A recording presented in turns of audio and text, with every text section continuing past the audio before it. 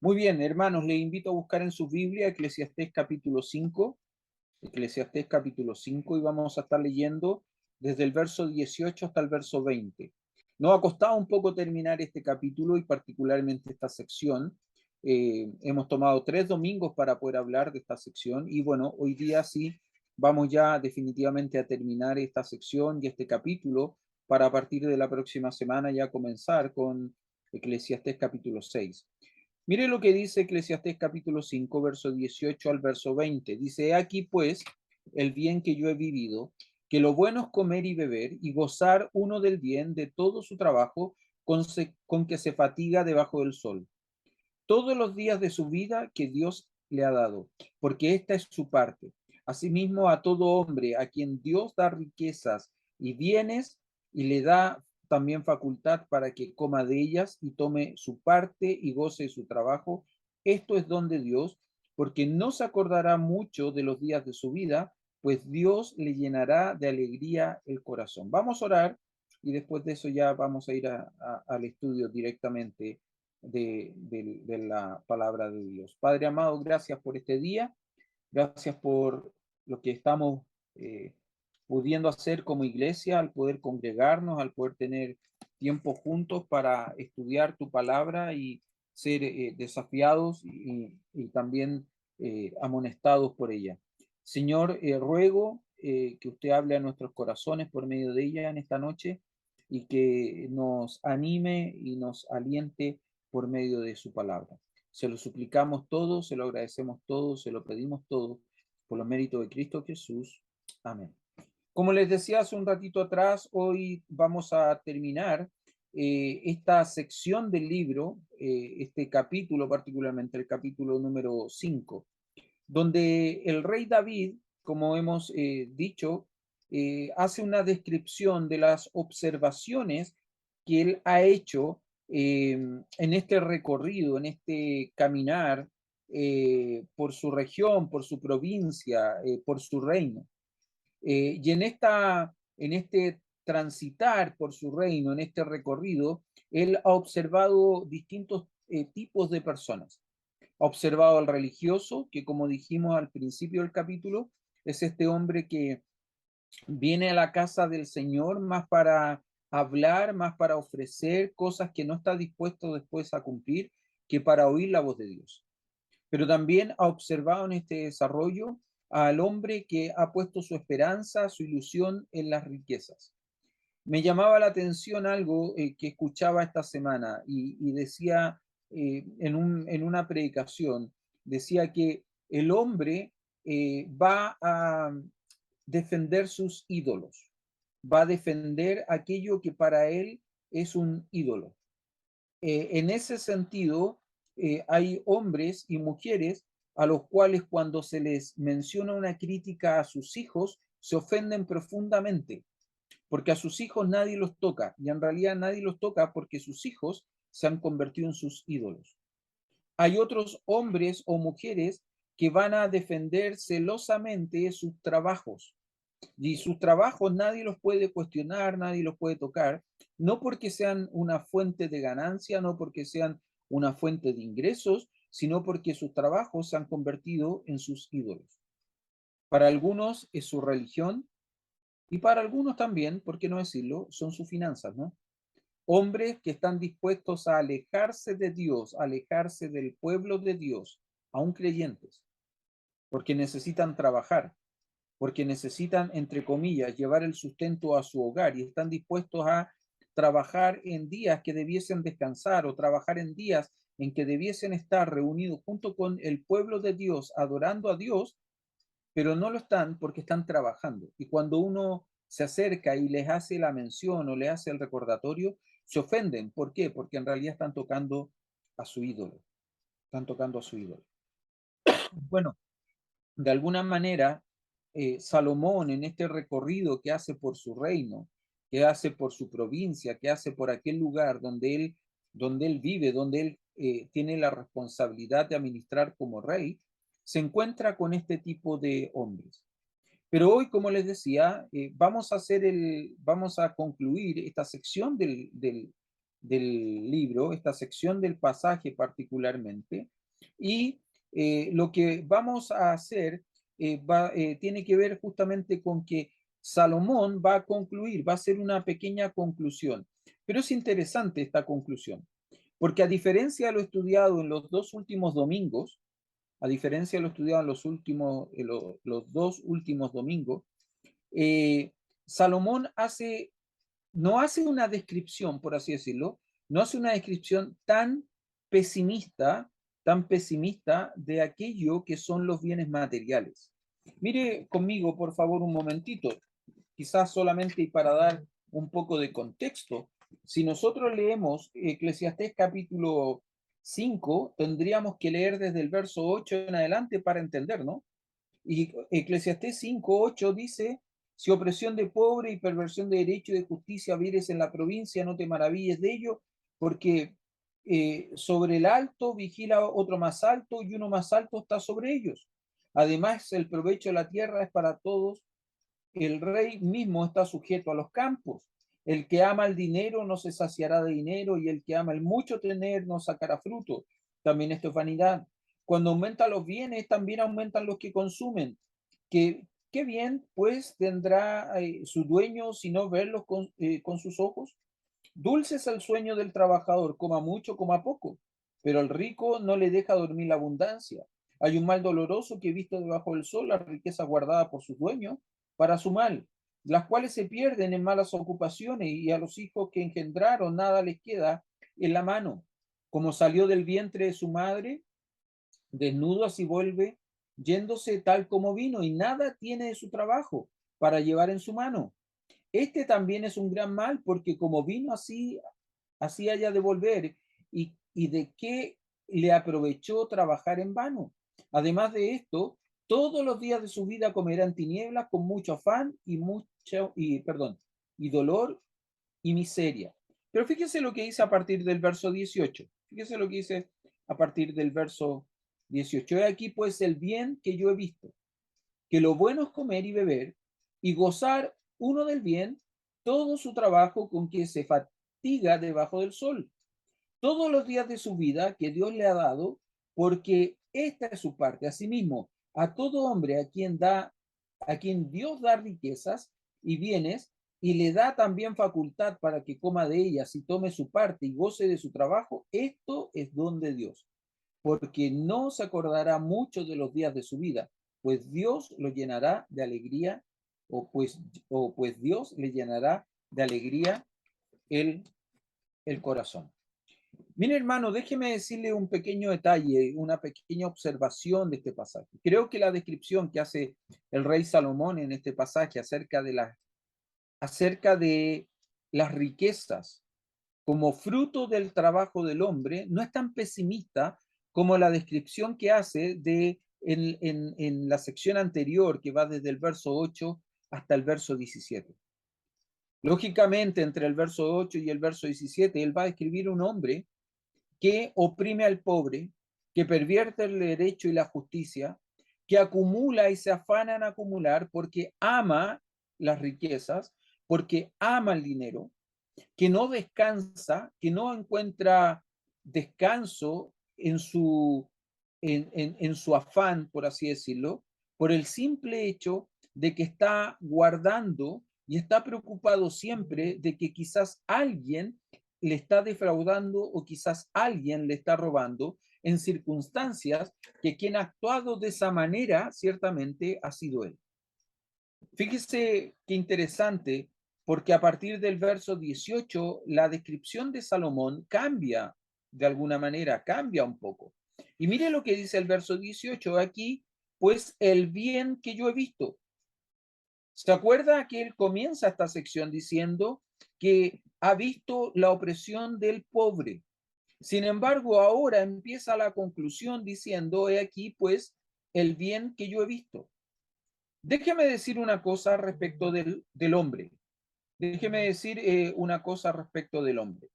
El hombre, como consecuencia de su pecado, está completamente depravado. y sus capacidades personales están completamente anuladas para buscar a Dios.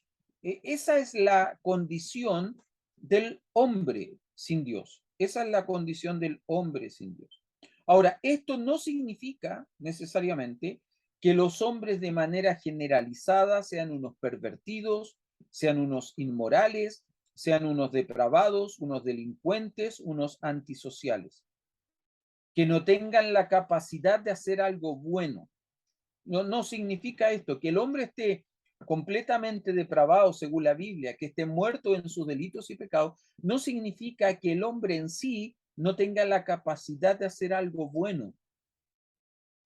Probablemente usted conocerá, probablemente usted conocerá eh, a personas que moralmente son muy correctas, personas que son muy buenas. Creo que yo le compartí a usted alguna vez acerca de un familiar que tengo, que siempre he pensado y siempre he dicho, y se lo digo a mi esposa, ¿no? Que si él fuese un creyente, sería un tremendo creyente, porque moralmente es una persona muy correcta, muy buena. Pero lógicamente su moralidad correcta, su bondad personal, no, no le va, no le permite satisfacer la demanda justa de Dios a cambio de su, lamentablemente, condición de pecador. Usted entiende eso, ¿no? Usted entiende eso. Ahora, Salomón en su recorrido encontró hombres que pervertieron el derecho y la justicia. Encontró hombres que oprimieron al justo, al pobre. Pero no toda la gente con la que él se encontró tenía esta característica. Probablemente en todo su recorrido él se encontró con más de alguna persona correcta. Probablemente en todo su recorrido él se encontró con más de una persona, entre comillas, buena socialmente, bondadosa socialmente. Y probablemente esta descripción que él va a hacer a partir del verso 18 y hasta el verso 20 tiene que ver justamente con este tipo de personas. Fíjese lo que dice el texto, ¿no? He aquí pues el bien que yo he visto. ¿Y cuál es este bien? ¿Cuál es el bien que Salomón ha visto en este recorrido? Creo que tiene que ver con el trabajo y con el fruto del trabajo.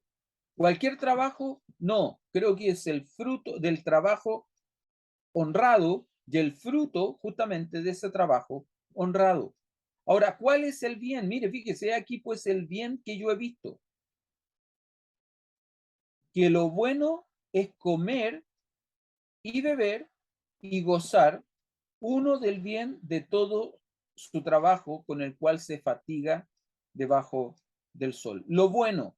Fíjese que la palabra bueno en este pasaje se podría traducir perfectamente como lo bello. O como lo traduce el capítulo 3, verso 11, cuando en la conclusión de que todas las cosas tienen un tiempo, tienen una época, Salomón eh, dice que todo lo hizo hermoso en su tiempo. Dios hizo todas las cosas hermosas en su tiempo. Bueno, la palabra hermosa ahí es la misma palabra que en este versículo se traduce como bueno. Como bueno. Por lo tanto, lo bueno es lo bello, es lo hermoso. Ahora, fíjese un detalle interesante. Salomón inicia la conclusión diciendo que de la misma manera como todas las cosas que Dios ha hecho en su tiempo son hermosas, de la misma forma el disfrutar del fruto del trabajo también es hermoso. También es hermoso. ¿Y cuál es el fruto del trabajo que él expone en este pasaje? Fíjese, utiliza tres expresiones: comer, beber y gozar del bien del trabajo. Comer, beber y gozar del bien del trabajo. Ahora, algo interesante, que tanto en la palabra comer y beber, en el texto original, la palabra conlleva, o las palabras, estas palabras, comer y beber, conllevan la idea de libertad.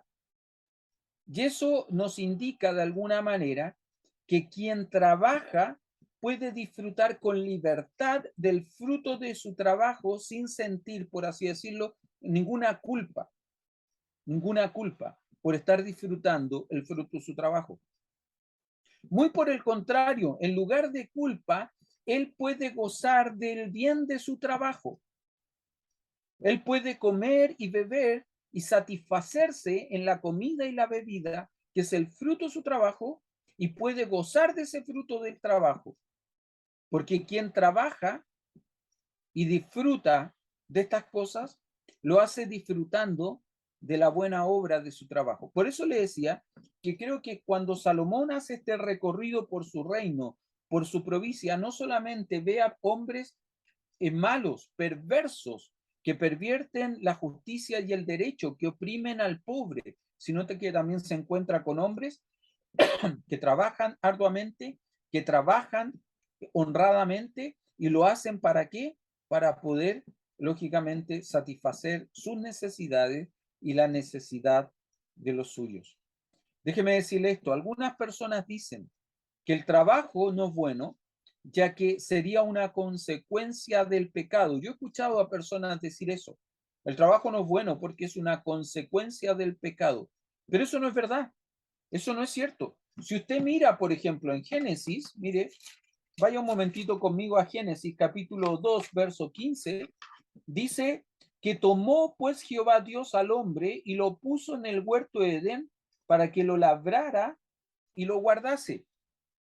Dios tomó a Adán y lo puso en el huerto y le dio una responsabilidad.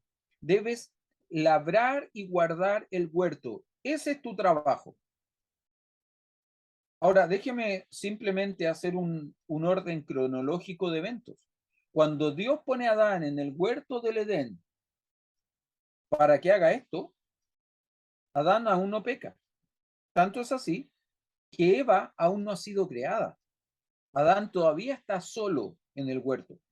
Y en el huerto solo ya tiene un trabajo, ya tiene una responsabilidad que cumplir delante de Dios, trabajar cuidando el huerto. Por lo tanto, el trabajo no es una consecuencia del pecado. ¿Qué es la consecuencia del pecado? Si usted avanza hasta el capítulo 3 de Génesis y mira, por ejemplo, se dará cuenta que en el verso 17, hablando acerca del trabajo y las consecuencias del pecado y cómo éstas afectaron el trabajo de Adán, en el verso 17 dice lo siguiente: ya el hombre dijo, por cuanto obedeciste la voz de tu mujer y comiste el árbol del que te mandé diciendo, no comerás de él, maldita será la tierra por tu causa, con dolor comerás de ella todos los días de tu vida. Entonces, la primera consecuencia en este sentido es el dolor, la fatiga, el esfuerzo. Dígame si no le ha pasado alguna vez que a usted ha trabajado arduamente, ha tenido mucho trabajo y termina el día adolorido, fatigado, con molestias en su cuerpo por el trabajo desarrollado. Hay personas que tienen trabajos físicos. Hay otros como yo que tenemos trabajos que no son tan físicos, trabajamos más bien detrás de un escritorio, ¿no es cierto?, frente quizás a la pantalla de un computador, entre otras cosas, y quizás no tenemos una carga física tan elevada, pero eso no significa que no nos fatiguemos, no significa que no nos cansemos o que de pronto no se nos generen dolores. Quizás la persona que trabaja físicamente le duele el cuerpo, y otros que trabajamos detrás de un escritorio no nos duele tanto el cuerpo, pero nos duele la cabeza, ¿no? Que también es un dolor. Bueno, el dolor es una consecuencia del pecado que afectó al trabajo, pero no es la única. Si usted avanza 2 versículos más abajo, ya no en el 17, ahora en el 19, 3:19, dice, y con el sudor de tu rostro comerás el pan hasta que vuelvas a la tierra, porque de ella fuiste tomado, pues polvo eres, y al polvo volverás. Y acá la consecuencia del pecado y cómo esta afecta, o cómo el pecado afectó el trabajo, tiene que ver con el hecho del esfuerzo. Dice, y con el sudor de tu frente. Lógicamente, cuando uno trabaja mucho, lógicamente suda, ¿no? Su frente lo demuestra, su cuerpo lo demuestra, porque habla de un esfuerzo y el sudor en un sentido es una reacción corporal a un esfuerzo mayor, de trabajo. Bueno, eh, déjeme recordar, el trabajo, como dije, no es una consecuencia del pecado, pero el pecado sí afectó el trabajo, porque el pecado, y Dios determinó así, determinó que a partir de el pecado de Adán, nuestro trabajo iba a demandar de parte nuestro esfuerzo, dolor, sudor, sudor. Ahora, fíjese como dice nuevamente en Eclesiastés capítulo 5, ¿no es cierto? Vamos allí de nuevo a Eclesiastés capítulo 5, por favor. Perdón, me perdí yo. Eclesiastés capítulo 5, verso 18, ¿no es cierto? He aquí pues el bien que yo he visto, que lo bueno es comer y beber y gozar uno del bien de todo su trabajo con que se fatiga debajo del sol todos los días de su vida que Dios le ha dado, porque esta es su parte. Hermano, déjeme decirle una cosa. Está determinado así para el hombre que todos los días de su vida, hasta que muera, hasta que Dios le saque de esta tierra, el hombre deba trabajar, deba esforzarse, deba involucrarse, ¿no es cierto?, en la satisfacción de sus necesidades. Todos los días de su vida que Dios le ha dado, porque dice el texto, porque esta es su parte. Es así como lo determinó Dios en Génesis capítulo 3, verso 19, con el sudor de tu rostro comerás el pan hasta que vuelvas a la tierra, todos los días de la vida del hombre. Probablemente van a llegar los años de la madurez, de la adultez, de la ancianidad, en las cuales probablemente y lógicamente el trabajo va a disminuir. Ya no vamos a tener las mismas fuerzas para poder trabajar, pero eso no significa, bajo ningún punto de vista, eso no significa de ninguna manera que no vamos a trabajar aún en nuestra adultez. Algunos esperan los años de adultez para poder, por así decirlo, descansar, para poder disfrutar del jubileo, de la jubilación, del descanso. Pero déjeme decirle, la Biblia nos enseña claramente que hasta el último día de nuestra vida, de alguna manera u otra, nosotros debemos de trabajar. Verso 19, Eclesiastés capítulo 5, verso 19 dice: asimismo, a todo hombre a quien Dios da riqueza y viene, y le da también facultad para que coma de ella y tome su parte y goce de su trabajo. Esto es don de Dios. Y me llamó la atención esta expresión, esto es don de Dios. Entendemos un don como un regalo, como un presente, como un obsequio, algo que se da a alguien. Y en este caso, el don de Dios, en este pasaje, en esta sección particularmente, el don que Dios da, el don que Dios concede a todo hombre es la capacidad de obtener riquezas y bienes para poder comer de ellas, gozando de todo el trabajo que el hombre va desarrollando en su vida. Ahora, una pregunta que debiera surgir entonces casi de manera espontánea, ¿no? Bueno, si Dios da esta capacidad a todos, ¿por qué no todos tienen lo mismo? Si Dios da esta capacidad a todos, ¿por qué Dios no da, por qué no todos tienen lo mismo? Y creo que la respuesta aquí tiene, o esta pregunta creo que tiene dos respuestas. La primera ya la vimos, capítulo 5, verso 8. Porque hay hombres que pervierten el derecho y la justicia y oprimen al pobre y acumulan riquezas de mala manera. ¿Se acuerda? Que lo vimos también cuando estudiamos ese pasaje y citamos lo que escribió Jacobo allí en Santiago, en su reprensión contra los ricos. Ellos habían pervertido, habían contratado gente, no le pagaron lo que era justo, no le pagaron lo que era conveniente. Y cuando el pobre, el trabajador, vino a reclamar lo que era de él, lo mataron. ¿Se acuerda? Bueno, ¿por qué no todos tienen lo mismo? Porque lamentablemente hay hombres que pervierten el derecho y la justicia y oprimen al pobre. Pero déjeme decirle también, que existe el otro extremo, que existe el otro extremo en la cuerda, en la línea, donde lamentablemente hay otros hombres que son flojos, que no quieren trabajar, que prefieren vivir de la generosidad de otras personas.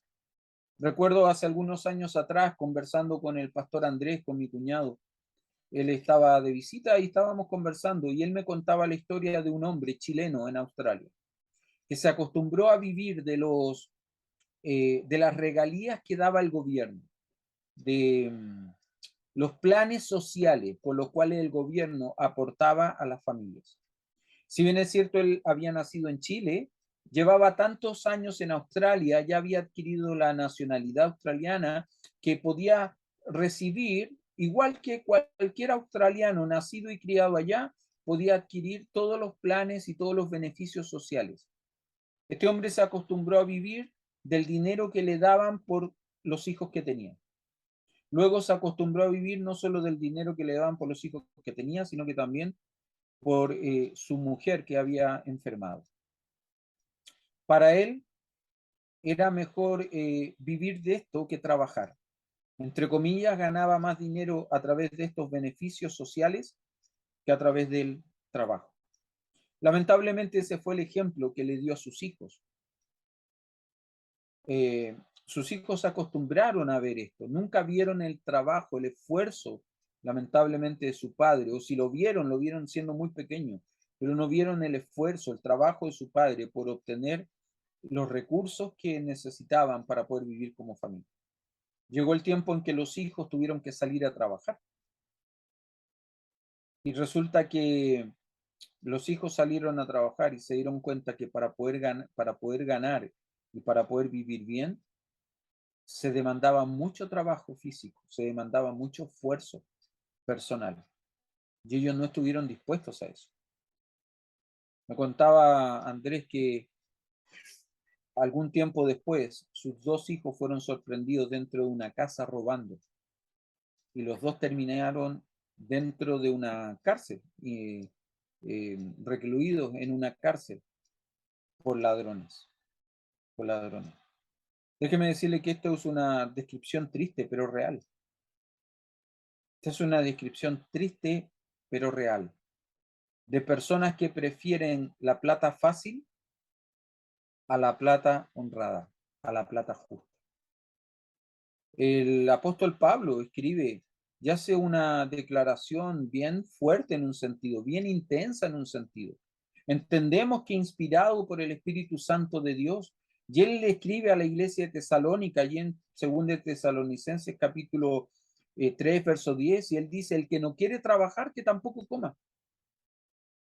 Y alguien podría decir, pero eso está mal, porque nosotros debemos amarnos los unos a los otros, soportarnos los unos a los otros, animarnos los unos a los otros, exhortarnos los unos a los otros, ayudarnos los unos a los otros. Y eso está bien, eso es verdad.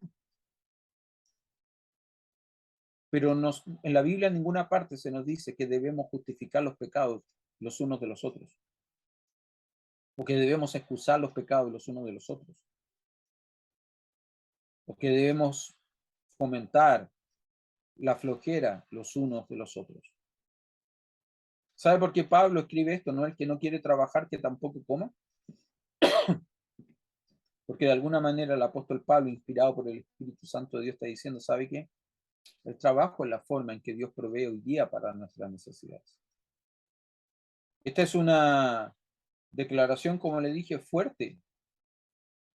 Es una declaración no fácil, no fácil de llevar en un sentido a la práctica, pero es una declaración necesaria de recordar, necesaria de entender y necesaria de practicar cuando así corresponda. Hermano querido, déjeme recordarle nuevamente, el trabajo no es un castigo, el trabajo es un regalo de Dios.